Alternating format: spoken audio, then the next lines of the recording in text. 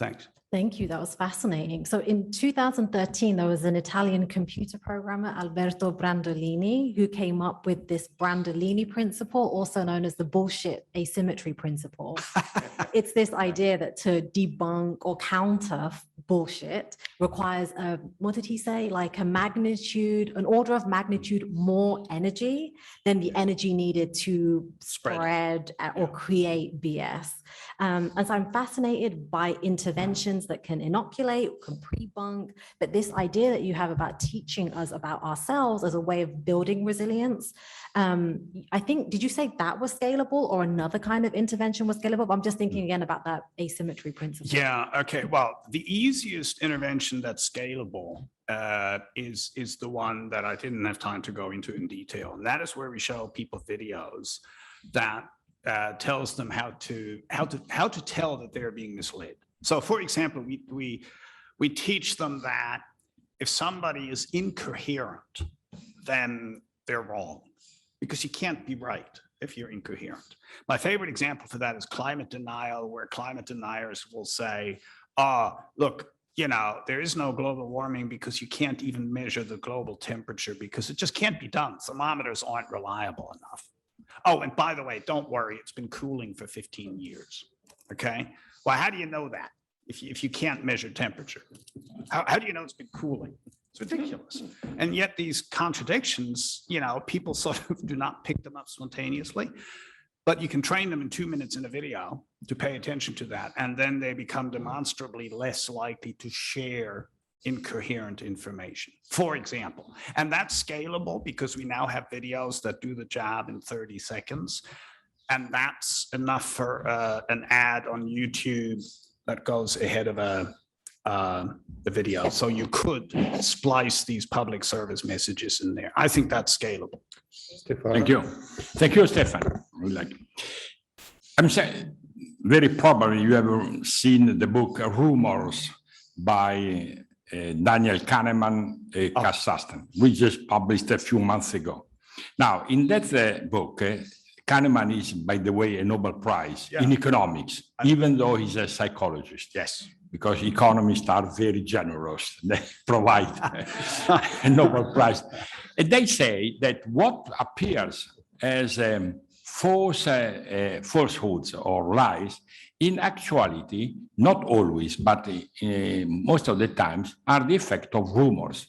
Now, rumors is not cognitive biases, because that depends on the structure of human brain.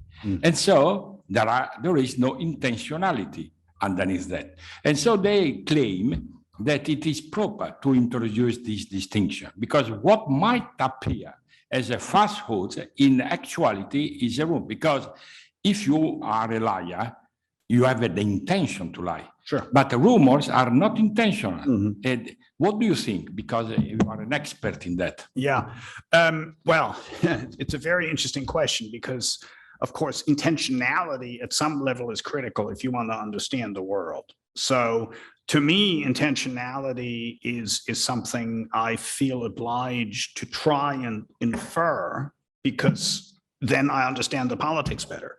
If Russian bots are spreading disinformation about vaccines, I need to know why they're doing it and that they are doing it in order to develop countermeasures. So at that level, it's very important to distinguish between purposeful disinformation and coincidental rumor. However, having said that, psychologically, for the recipient, I don't think the intentionality matters.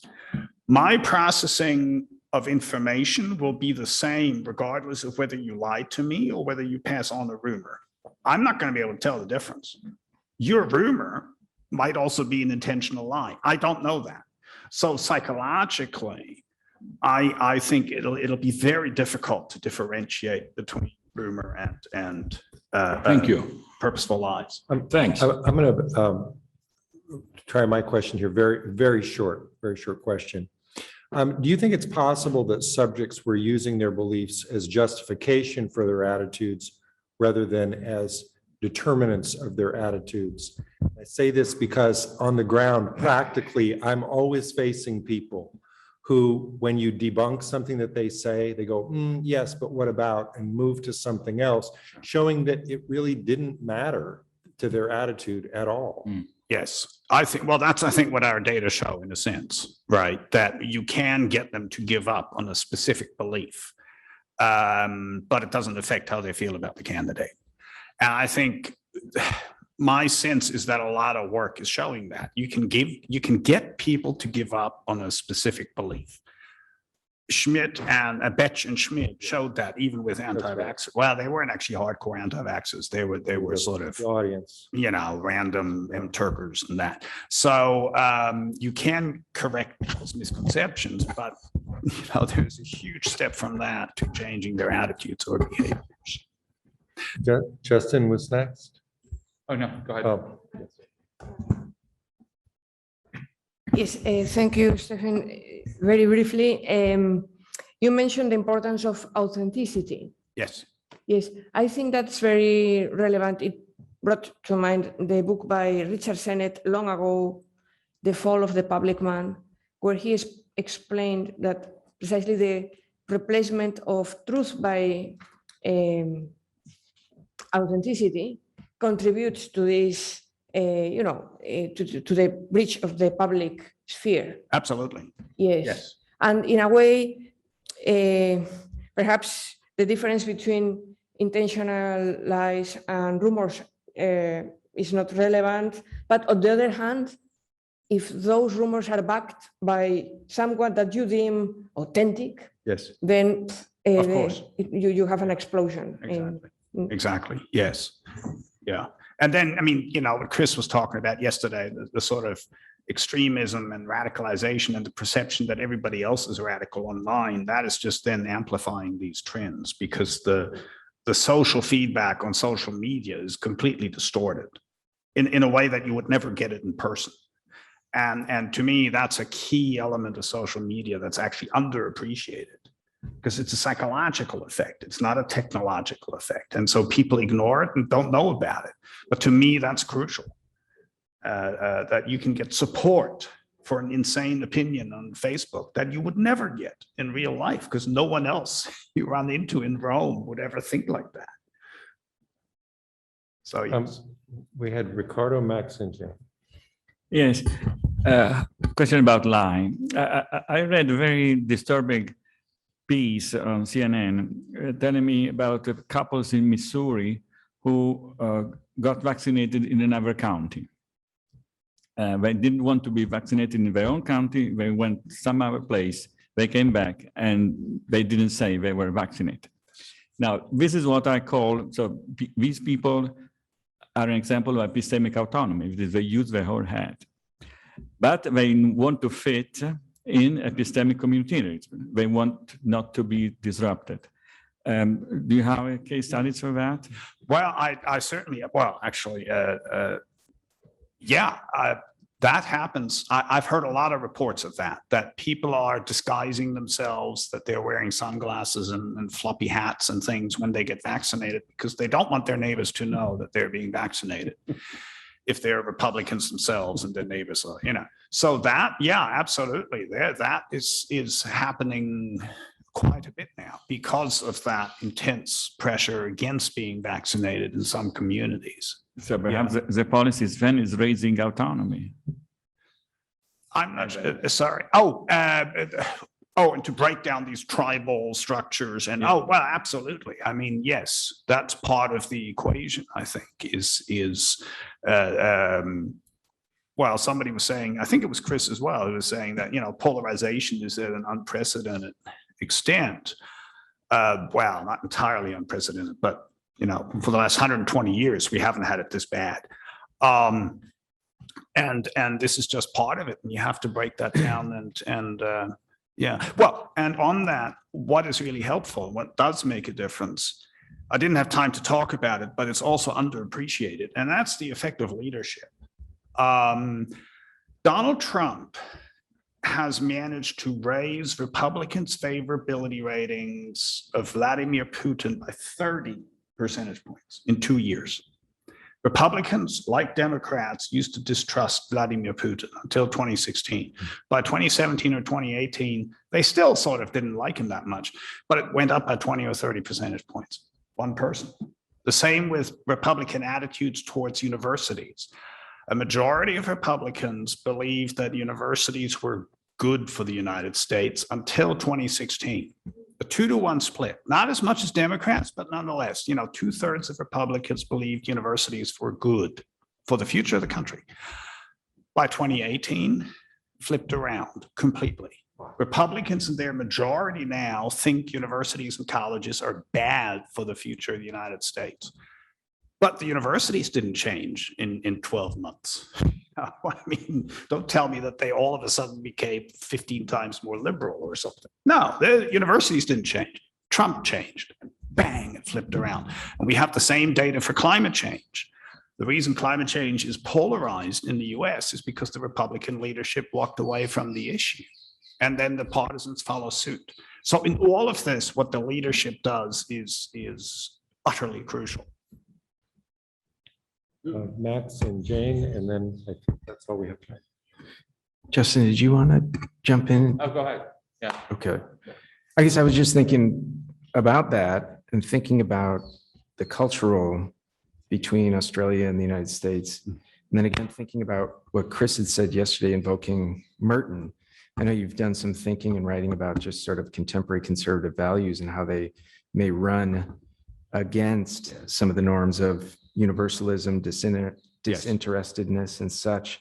Can you say a few more words about that as this relates to what you've presented? Yeah, it does. Well, the paper just briefly came out a few months ago. And what we did there was to look at the norms of science as identified by Merton in 1942. And as you said, it's communism, universality, disinterestedness, the fact that knowledge belongs to everyone, the fact that it doesn't matter who produced the knowledge, what color skin they had and all that. Those are the norms of science.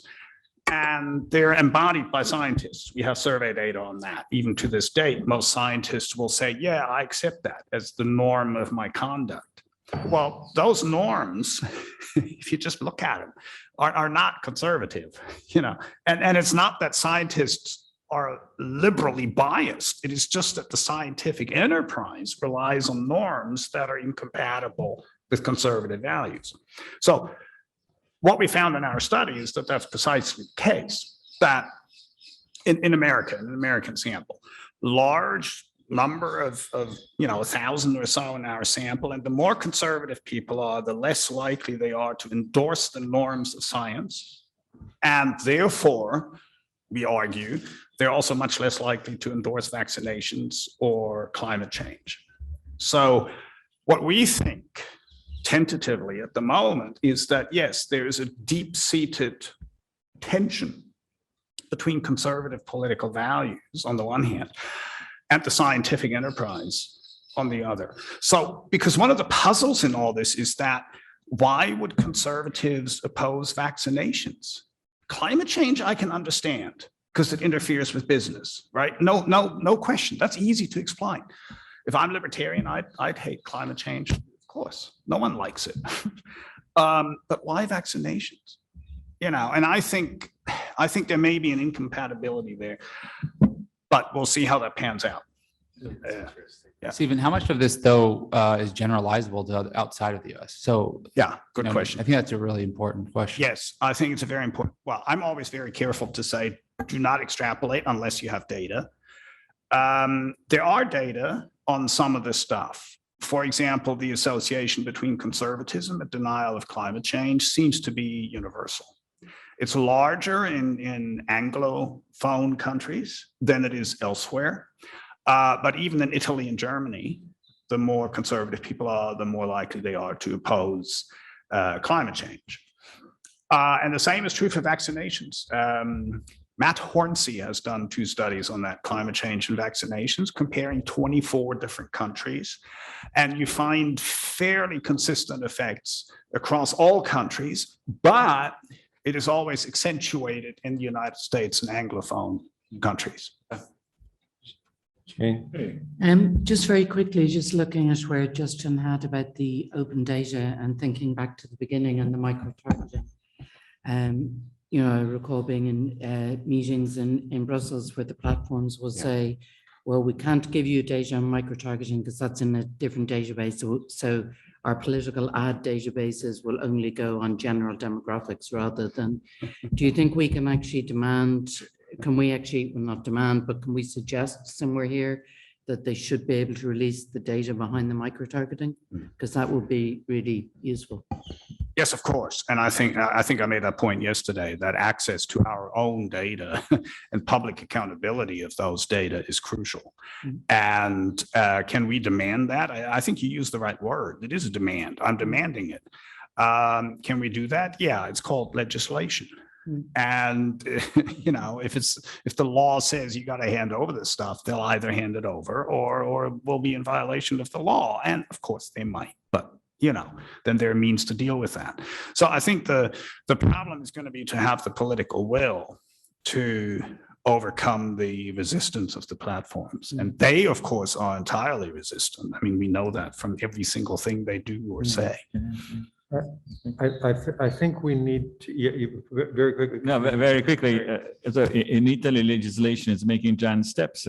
Today, you can't work unless you have been doubly vaccinated. Okay. And right. And you get fines if you can't go on campus and you're not vaccinated. Okay. So yeah, I mean, that's not exactly, I mean, I was thinking of demanding something from Facebook, not just citizens, but I take your point. I take your point. Mandates work and governments do that. I mean, we've done it with seatbelts. We've done it with banning smoking. You know, we've done it in so many different domains. There's no in principle reason why we couldn't do it here either. Thank you very much.